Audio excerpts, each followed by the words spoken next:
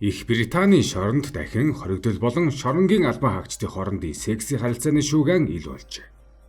Энэ дулаан Британийн хэвлэлүүдээр гарч нийт олонний дунд ихээхэн газар аваад байна.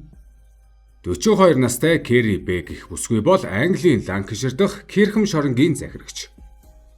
Тэр анх 2012 онд Британийн шоронгуудад ажиллах болж Рисли, Ливерпул, Стейр зэрэг хотуудын шоронгуудад харгалзагчаас ахуулаад бүхий л ажлыг нь хийн улмаар ажилдаа өсөн дэвжин иржээ.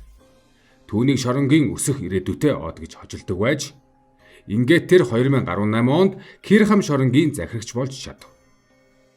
Түүнийг ирэхээс 4 жилийн өмнө буюу 2014 онд энэ шоронд хар тамхины 8-чин бүлэглэлийн босс Энтони Сандерсон гэхэр мөнгө угаасан хэрэгээр 10 жилийн ял аваад 4 дахь жилдээ хоригдож байлаа.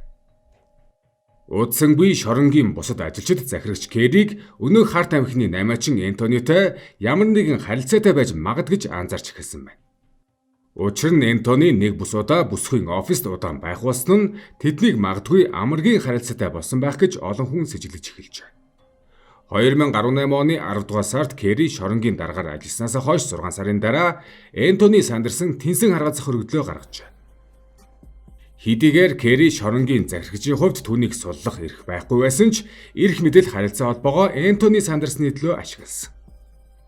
Тэр тэнсэн олгох зөвлөлийг хуралдуулалгүй албан тушаалтнуудаас түүний өргөдлийг нундарагдуулж, Энтони Сандерсны өргөдлийг өөрийн биеэр дур мэдэн зөвшөөрч, 2019 оны 5 дугаар сард түүний ял дуусахаас 5 жилийн өмнө түүнийг сулласан байна.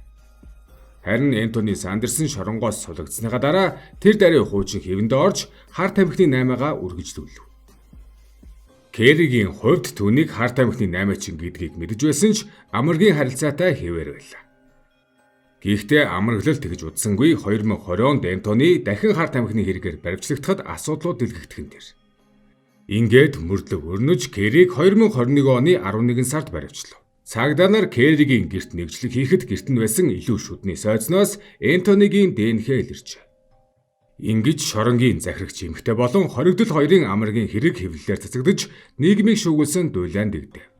Энэ нь гэхдээ анхны бөгөөд сүүлчийн ийм тохиолдол биш бөгөөд үнэндээ хоригдол болон шоронгийн ажилчдын тарьсан хэрэгүүд Британд асар их гардаг гэж. Хэвлэлээр Британийн шоронгууд хоригдлуудын яахны газар болсон гэсэн ч нийтлэл гарав. 2000 орчим фунтээр хоригдлуудаа унтдаг эмэгтэй харгалзагчийн мэдээллүүд жил болсон. Өнгөрсөн оны 7 дугаар сарын 20-нд Британийн сан сонин Британийн шоронгийн систем дэх энэхүү супер дулааныг дэлгэсэн. 32 жилийн хойрхайл авсан алуурчин шоронгийн харгалзагч эмэгтэйгээс бэлгийн үйлчилгээ авахын тулд мөнгө төлдгөө хичээсэн. Уг шоронгийн харгалзагч эмэгтэй өглөө бүр түүн дээр ордог байж, харин уг бүсгүй өөрөө мэдүүлэхдээ өглөөний цайл уудаг байсан гэж мэлдсэн байна. Өөр нэг ноцтой гэмт хэрэгтэн уг харгалзагч эмэгтэйд ердөө 2000 фунт стерлинг өгөхөд намайг жаргаадаг гэж гэрчилжээ. Америкийн Нью-Йорк Пост хэвлэлийн мэдээснээр Английн шоронгийн эмэгтэй офицерууд Британийн шоронгийн хоригдлуудын биеийн үлгэж болсон тухай дулааны талаар мэдээлсэн бөгөөд Их Британийн Өмнөд Лондонгийн шоронд секс хар тамхиар дүүрэн гэдгийг онцолсон. Үүний хажуугаар Британийн Wakefield шоронд болдог секс болоод хар тамхины хэрэгүүдийн тухай бичсэн ном хэвлэгдсэн нь мөн шуугиан тарьж уг шоронд бүрэн шалгалт хийж олон хүмүүст хариуцлага тооцсон байдаг. Ерөн сүүлийн жилүүдэд Британийн шоронгийн эмэгтэй офицерууд хоригдлуудад бэлгийн үйлчилгээ үзүүлж, хоригдлуудын амраг болж тэрж байтугай шоронг өөрийн гэсэн ордон болгож байгаа тухай мэдээлэл маш ихээр гарч байгаа. 2022 оны 6 дугаар сарын 28-нд Лондон хотын цагдаагийн газар Лондоны баруун хэсэгт байрлах Wandsworth шоронд 30 настай шоронгийн хамгаалагч Линда де Саусе Абрэг баривчилжээ. Уг харгалзагч эмэгтэй хоригдлын өрөөнд орж буй бичлэг нь интернетэд цацагдж хэсэгэл дулаан болсон байна. Бичлэгийг өөр нэг хоригдол хяналтын дэлгэцнээс гар утсаараа шууд бичиж улмаар гадагш тараасан. Мөн 2023 онд тус шоронгийн 25 настай эмэгтэй харгалзагч хоригдлын амраг болсон дулааныг Британий хэвлэлүүд ч бас дэлгэв. Рэйчел Мартин гэх уг бүсгүй 2020 оны 11-р сараас 2021 оны 3-р сар хүртэл хоригдол Реймонд Абрахамтай хорих ангид бэлгийн харилцаанд орж хоригдлын амраг болсон байна. Түүний гар утаснаас маш олон тооны эротик зураг болоод бичлэгүүд гарч ирсэн. Үүнээс өмнө 2021 оны 4-р сарын 1-нд бас нэгэн эмэгтэй харгалзагчийг яг ийм хэрэгээр баривчилсан. Ингээд 16 сарын 20 ял оноосон ба уг эмэгтэй шоронгийн харгалзагчаас хоригдол болон хувирчээ.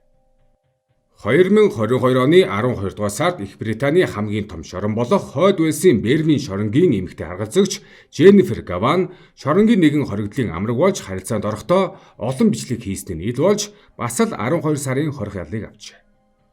Тус Бервин шоронд шоронгийн эмэгтэй харгалзагчид хоригдлуудын амраг болох тохиолдол олон байдаг аж. Тухайлбал кринолог сэтгэл зүйн мэргэжлэр төгссөн шоронгийн харгалзагч 27 настай Айши Ган мөн л хоригдлын амраг болсон.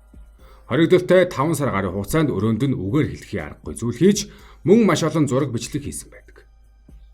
2019 оны 12 дугаар сар тэр мөн л 1 жилийн хорих яллыг авчээ.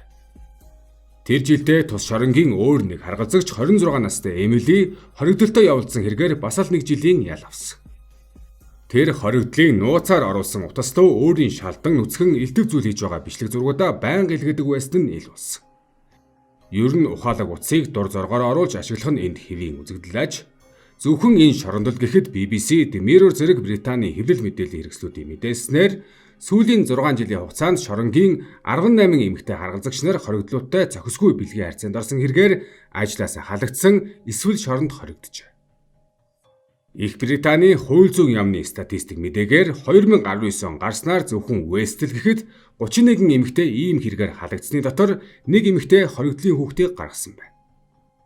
Үүнээс өмнө Британий Сан сонинд 2012 оны 6 дугаар сард нийтлэгдсэн мэдээгээр 27 настай Заниб хаан хэмээх шоронгийн харгалзагч эмэгтэй 2008-аас 2012 оны хүртэл 4 жилийн хугацаанд ажиллаж байсан шоронгоо өөрийн зугаа цэнгэлийн ордон болгон 800 гаруй эрчүүдтэй дураараа харьцдаг байж.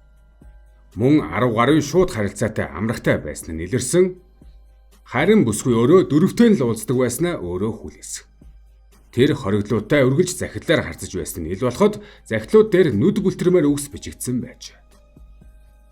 Тиймээс өмнө нь Их Британд олон нийтэд мэдээлэгдэж ил болсон эмэгтэй шоронгийн харгалзагч нарын дулаан шүүгэнэг харахад яг одоо дэлгэгдээд буй шоронгийн захирагчийн дулаан тэмч цочир зүйл биш мэт. Хамгийн ихэнд дурдсан шоронгийн захирагч Кэри Пэг хар тамхины худалдаачин Энтонигоос Сис сурлын бенз бэлгэнд авсан нь илэрсэн. Энэ хэрэг олон жил сунжирсаар эцсийн шүүх хурал 4-р сарын 11-нд болох гэж байна. Үнэн дээр шоронгийн эмэгтэй харгалзагчид хоригдлуудад бэлгийн үйлчилгээ үзүүлдэг нь Британий шоронгийн онцлог байж болох юм гэж Нью-Йорк Постод дооглонгүй бичжээ.